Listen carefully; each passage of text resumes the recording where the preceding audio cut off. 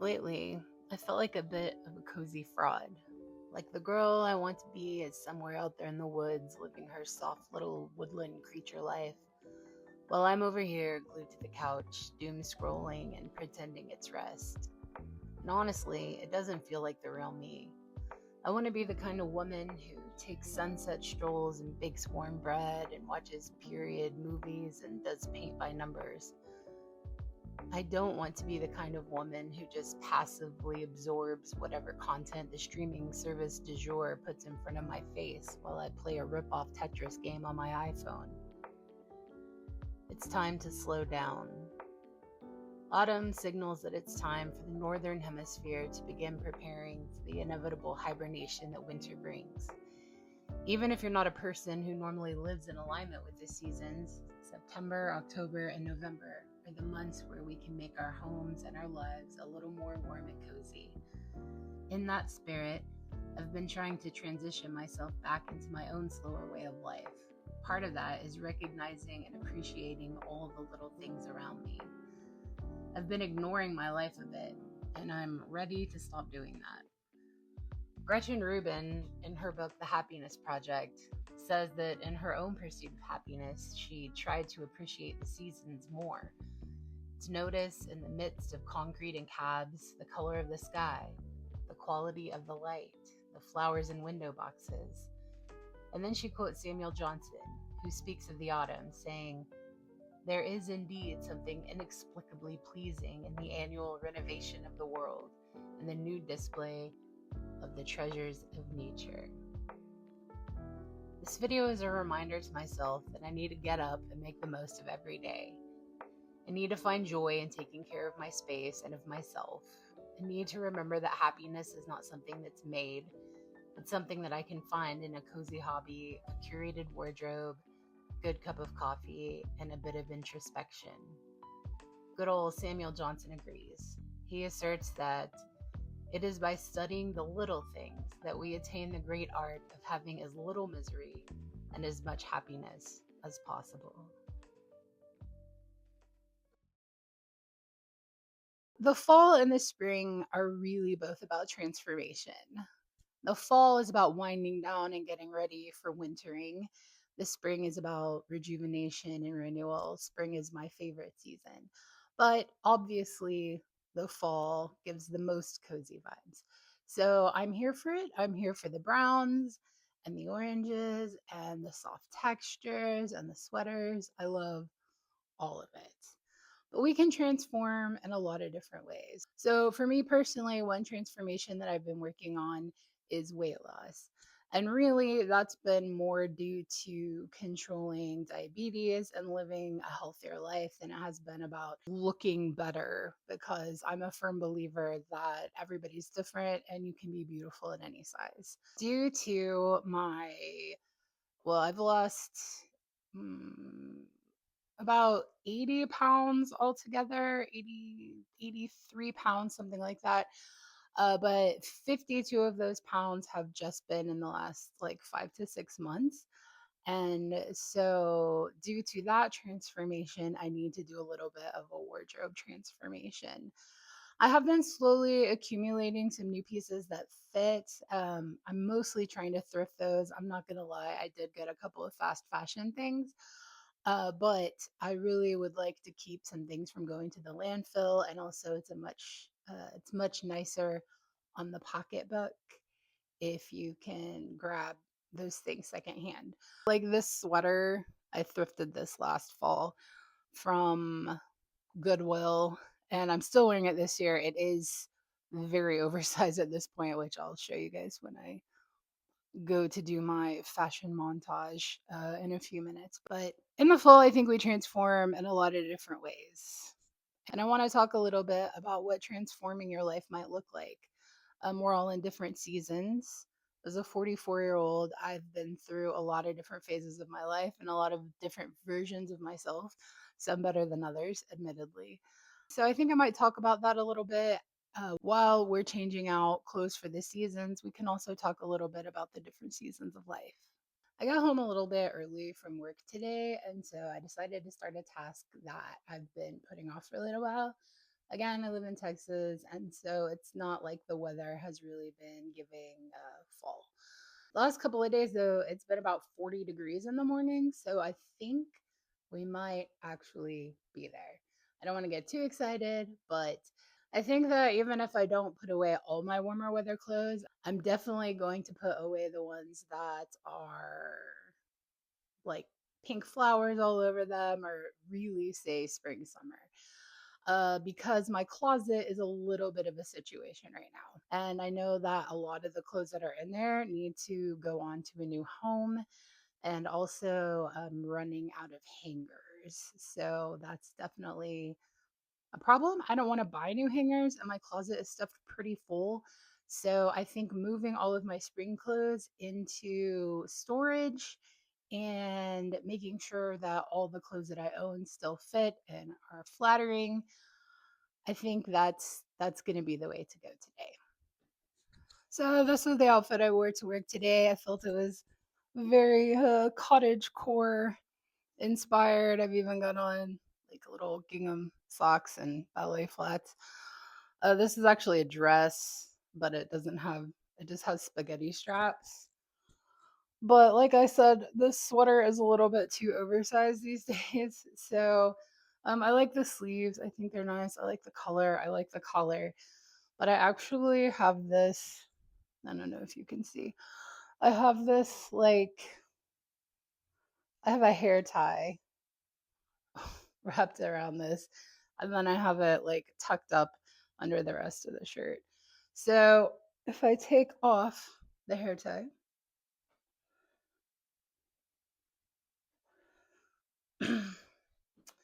you can see that it might be, I don't know. I feel like it looks frumpy like this, and it makes, I mean, I think if I were wearing like some tighter pants, then the silhouette would be cute, but this like sort of frumpy skirt with this frumpy sweater is just not working. So when I go to look through my clothes, one of the things I want to look at is, yeah, it might be too big, but can I do something with it so that I can make it last another season?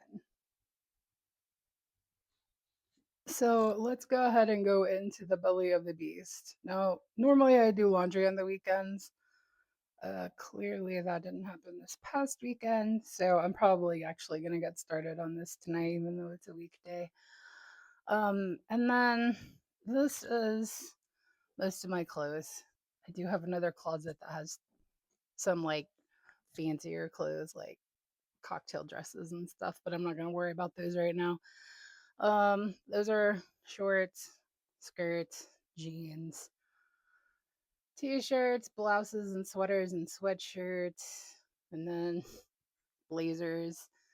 And then over here, I have long skirts and dresses and long cardigans, and they're all just crammed in here. Now, this might not seem that bad to some of you, but I feel like it's pretty bad for me. Uh, these are my shoes. Pay no attention to some of the hair pieces I have around. We're not going to talk about that right now. We're also, I'm not getting rid of any shoes.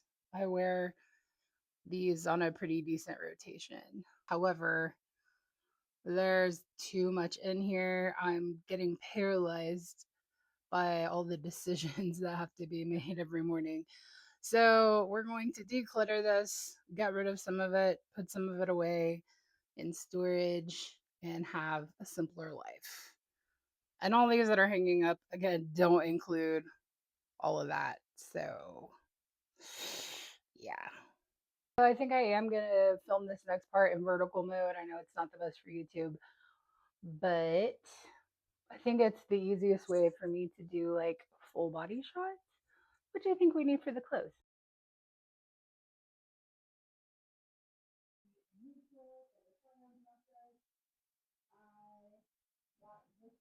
Did you hear that? No, I know you didn't. Okay, so confession. I talked for like 20 straight minutes during this wardrobe segment, fully believing that I was narrating a cinematic transformation montage. except my microphone was still clipped to the very first sweater I was wearing, which I had thrown in the dirty clothes hamper in the other room about 90 seconds after I started talking.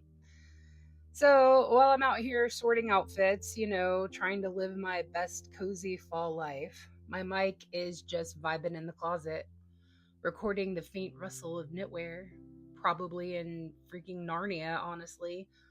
All of that brilliant commentary, and I assure you, it was brilliant. It's gone. It's vanished. It's absorbed into a cardigan portal of sorts, I guess. So now you get voice over me, the version of me who actually remembered to be in the same room as the audio equipment. When I started thinking about creating this YouTube channel, my first concern was that I was too old. I know I look so young and beautiful and all, but I'm 44 years old, and it seems like a lot of the cozy creators that I see here are probably in their mid 20s, early 30s, and I love so many of them, and I love their aesthetic, I love their energy. It's not really me though. I've been working a really long time. This is obviously not my full-time job, and I think it's okay to be tired sometimes.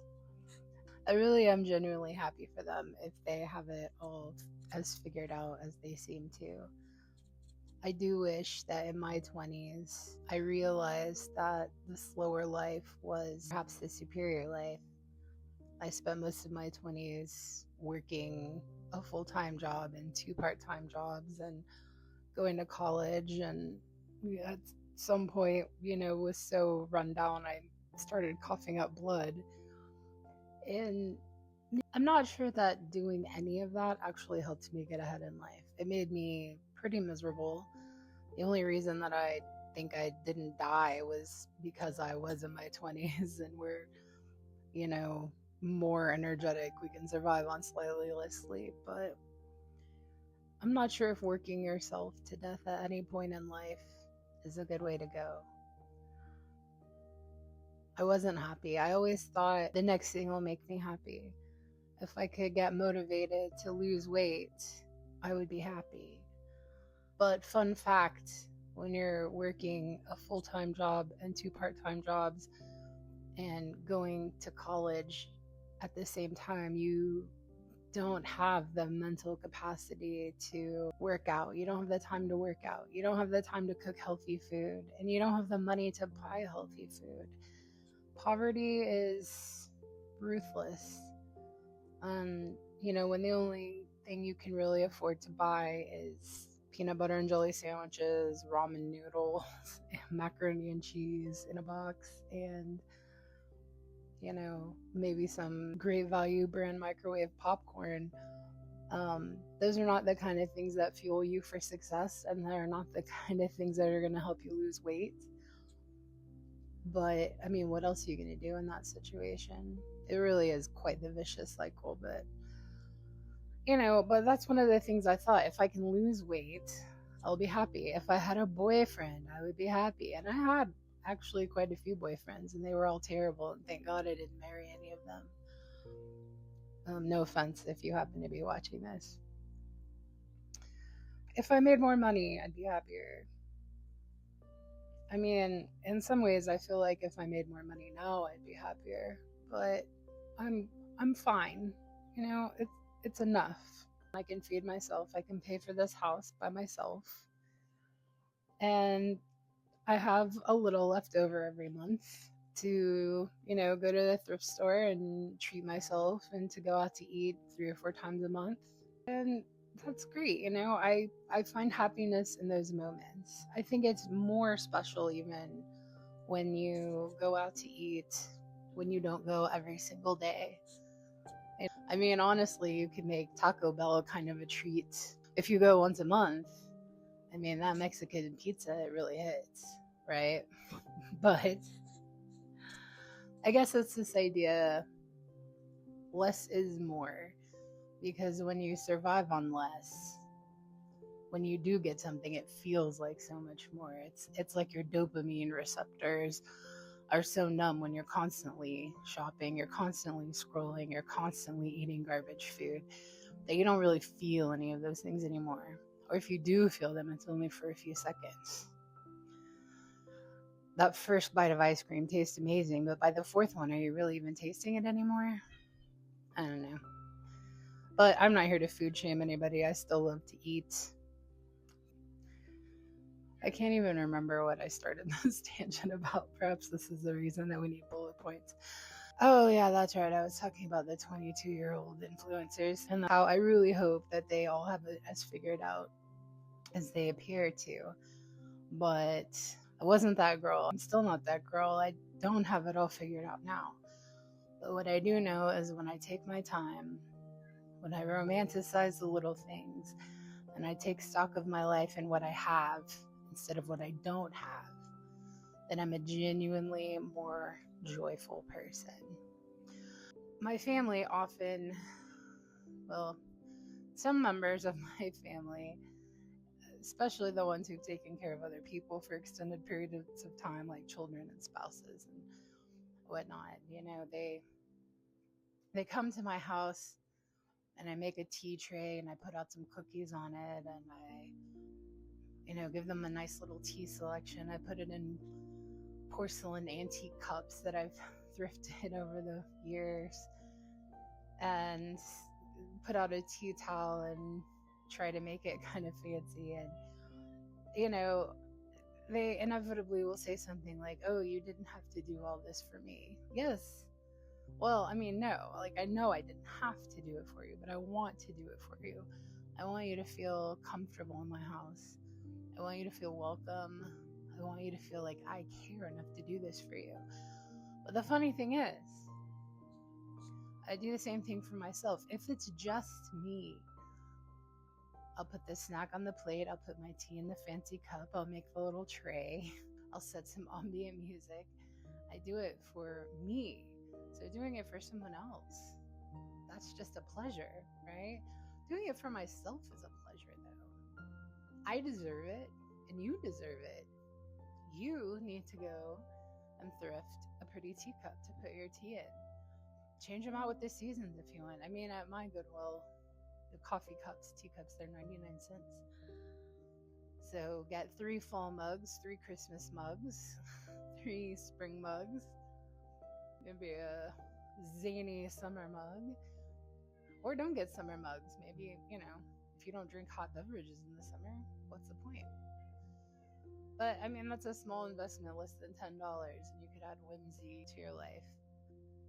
Life is all about transforming yourself as many times as you need to.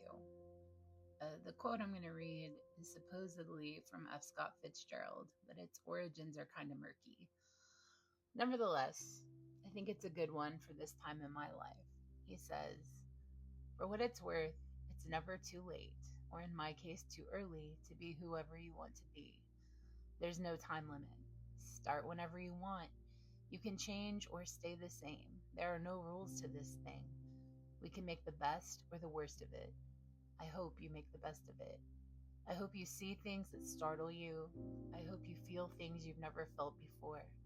I hope you meet people who have a different point of view.